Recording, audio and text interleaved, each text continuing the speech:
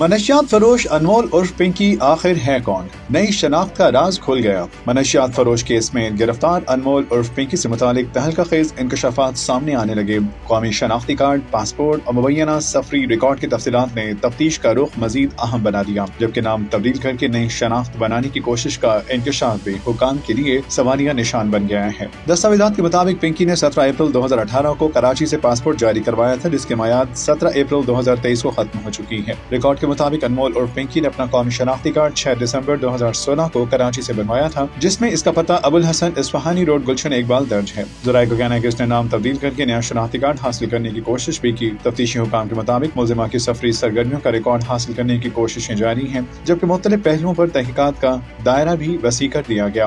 ذرائع نے مزید بتایا کہ پنکی کے اہل خانہ کے شناختی کارڈز اور پاسپورٹ کی تفصیلات بھی جمع کر لی گئی ہیں تاکہ تحقیقات کو مزید آگے بڑھایا جا سکے۔ واضح ہے کہ دوران تفتیش ملزمہ نے ایسے سنسنی خیز انکشافات کیے ہیں جنہوں نے طاقتور حلقوں میں کھلبلی مچا دی ہے۔ پنکی کے اعترافی بیانات میں شعبے اسٹار سے لے کر ایوانوں میں بیٹھے سیاستدانوں تک کے نام منشیات کے خریداروں کے طور پر سامنے آئے ہیں۔ ملزمہ کے انکشافات کے بعد پنجاب پولیس بھی متحرک ہو گئی ہے اور لاہور پولیس نے کراچی پولیس سے رابطہ کر کے پنجاب کے ڈرگ ڈیلرز کی فہرستیں اور ریکارڈ مانگ لیا ہے۔